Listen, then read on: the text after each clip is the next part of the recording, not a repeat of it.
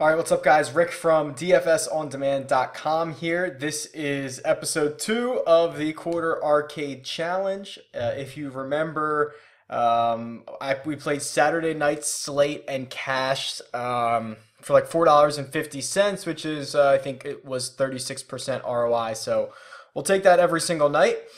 Did not play the Sunday slate yesterday, which I wasn't available around tip-off, so I knew I wasn't going to be there to make updates. It just wasn't worth it, so I skipped the slate. This is Monday, December 19th. It's about 2:30 Pacific, which means this slate is going to kick off in about an hour and a half. So we've got our dummy lineups in for tonight. Also, what we can look at here is here's my projections for the night. These are up to the minute, 2:27 p.m. again. Russell Westbrook, far and away the highest projected player on this slate. Of course, I think there's only like 5 games tonight anyway, so already a short slate, and you have the guy Russell Westbrook playing. Who obviously, is going to be very highly projected for me, but he still only checks in at 5.5 times value. John Wall, I imagine we're going to have a good bit of. Miles Turner is a guy that's popping up all over the place with how good the matchup with Washington is. So these guys, and actually, if I sort this by value, these are the guys that we're likely to see when we plug them into the optimizer. So here we go. I think we're going to have some Dallas exposure tonight just with how thin they are in the front court. They have some really cheap players. We might have to limit some exposure, but we'll see when we get to that point. But you can see this 4 centers are our 4 top value plays across all positions. I'll be very interested to see how Daily Fantasy Nerd deals with this. Other than that, here is Daily Fantasy Nerd for tonight. So again, yep, here are the 5 games. Starts at 7 o'clock Eastern. I will come back when we go to load these into Daily Fantasy Nerd, when we run the projections a little closer to tip off, and then we will go from there and see what our lineups for tonight look like. So until then, talk to you guys soon. See ya. All right, guys, welcome back. It is now about 40 minutes or so before tip off. There's only 5 games on the slate, and there are only I think there's only 1 game starting at 7 o'clock. So I don't think we're going to get any late breaking news, at least not before lineups lock at 7 Eastern. So I'm feeling pretty comfortable that we can run these projections, which I just did, and we can put them into Daily Fantasy Nerd. We can see what kind of exposure we're getting, maybe make some tweaks, and go from there. So let's take a peek at these real quick. They didn't change much from the first time that we looked at them. You will note that Marcin Gortat dropped off a little bit. I think we got a couple of boosts here from a couple other guys playing more minutes. The top projected guy, and I'm gonna butcher his name, Salah Medri, I believe is how you pronounce it. A center for the Dallas Mavericks. I hate to say this, but I actually kind of like the guy. He's playing like 20 minutes a night, 22 minutes a night. He can do a lot of things. He can score you a couple points, snag you a couple rebounds, block a couple of shots.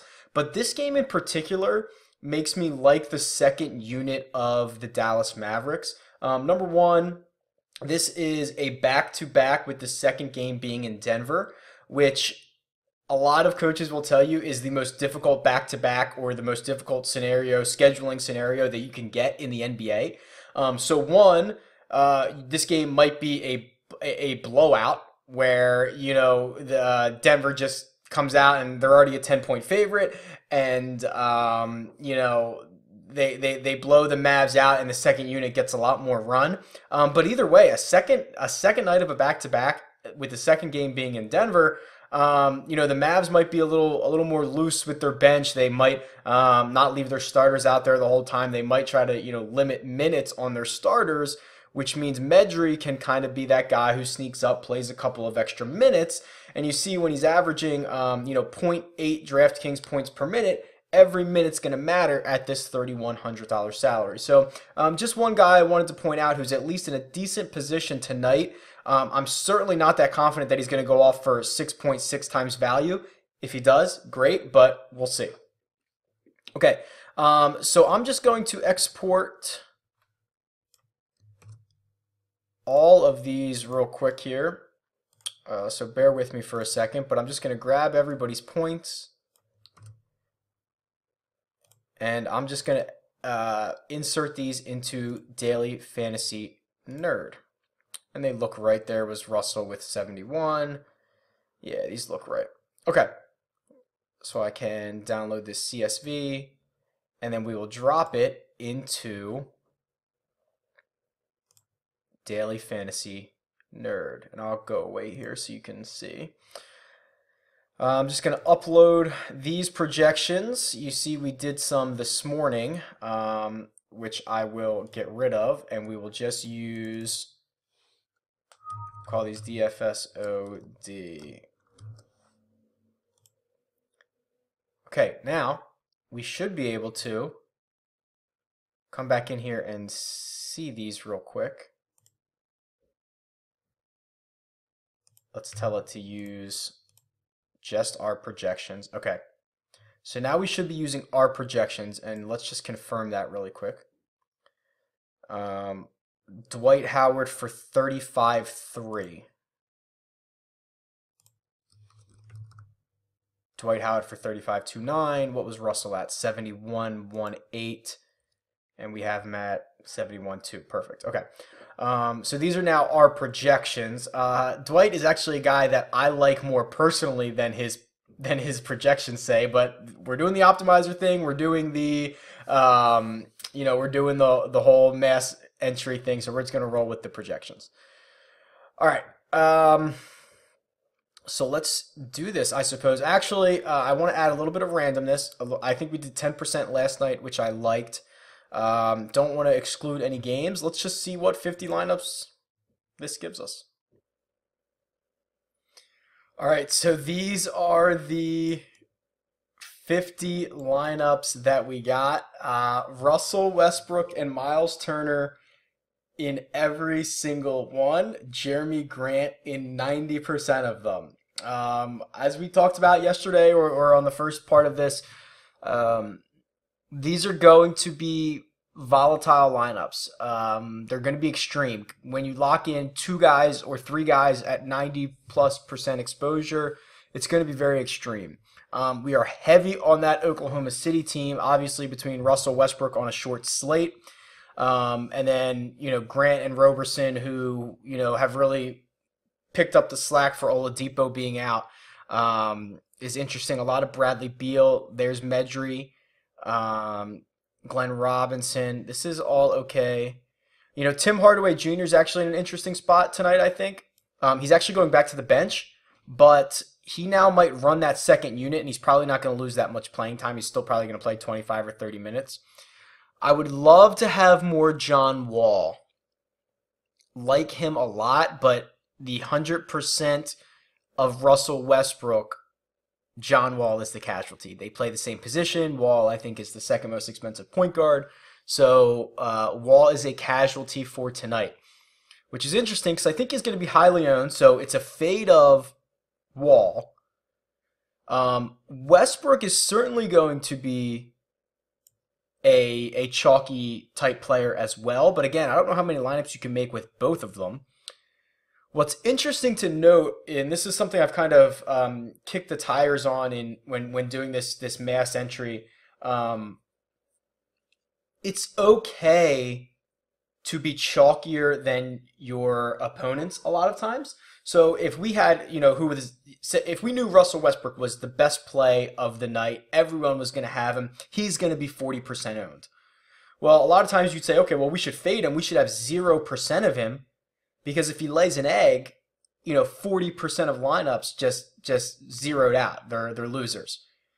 Well, when you put 50 lineups in, you can kind of think about it differently, and you can say, well, we've got 50 lineups. If everyone has 40% of him, and we have 100% of him, if he has his normal game, if he goes nuts, we're now better than 60% of the field. So you can kind of look at it both ways. So there are opportunities in mass multi-entry when you have a really chalky guy, and I'm not saying Westbrook is that guy tonight, but you have really chalky guys that you can just go insanely overweight on because you have more entries to do so. So it's kind of an interesting dynamic. Other than that, this looks okay. The Dallas value guys we knew were going to be in here. This this is okay. Listen, hey, what I've kind of said is, I'm embracing the randomness. I'm embracing the fact of letting the optimizer and letting the projections do the work. If they come up with 90% Jeremy Grant, as much as that kind of sickens me, we're gonna roll with it tonight. We'll see how it goes. Again, there's gonna have to be times where we're gonna have to adjust the exposure, but I think in this case, with we're only 2 days into this and we're still trying to figure out everything on Daily Fantasy Nerd and with the projections and whatnot, I say we roll with it. Let's see what happens. We hope that those three guys really go nuts. These are my really only two concerns here in terms of could they lay a massive egg. But they don't need that many. They don't need that many DraftKings points to pay for themselves. So we'll see. Let's give it a shot and see what happens. So that's it. For tonight, what I'll do is I'll try to make another video. It'll be either tonight or tomorrow morning to wrap up this one with the results. Hopefully, we'll show another winning night.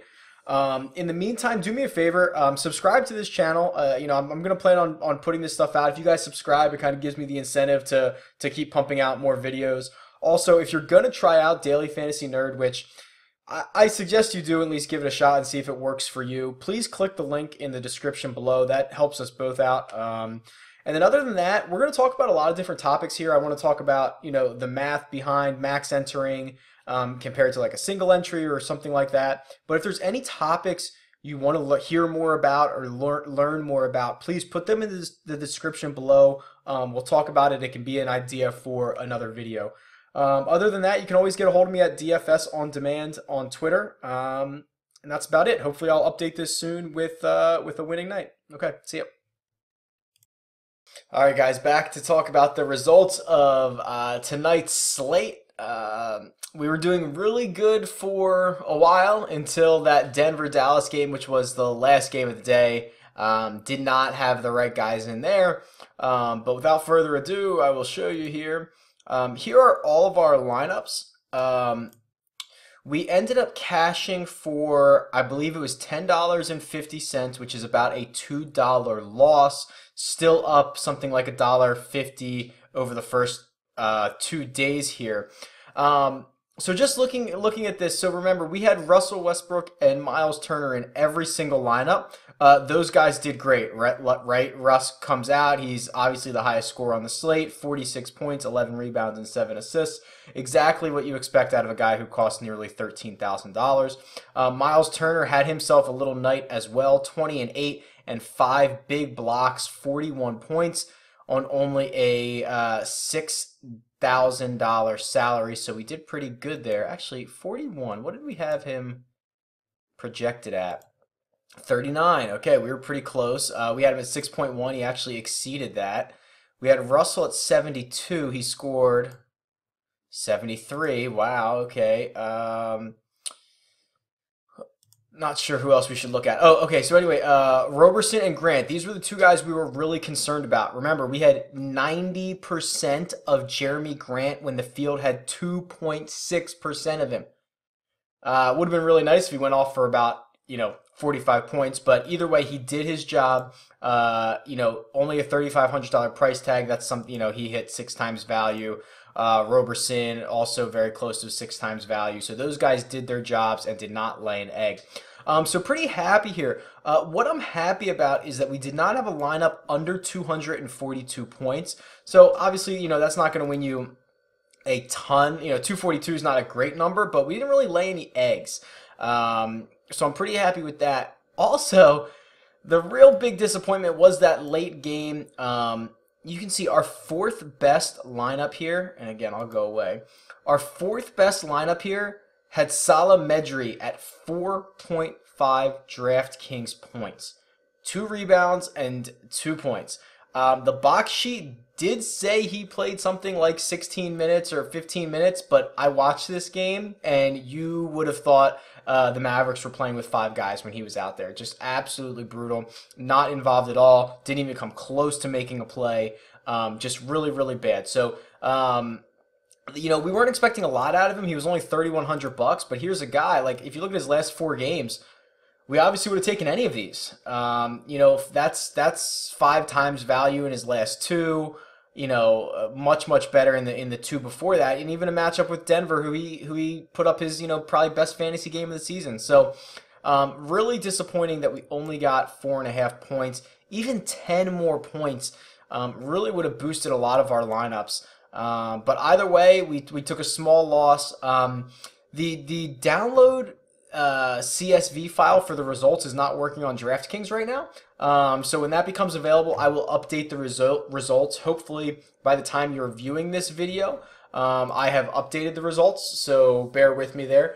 But other than that, yeah, just another solid night. We had a lot of really good things going for us. Really bad performance for one of our centers, but other than that, I'm pretty pleased with the way this is going. Again, feel free to tweet me. It's at DFS on demand. Leave a comment, leave an idea for a video, whatever you want. I'll talk to you guys soon. See ya.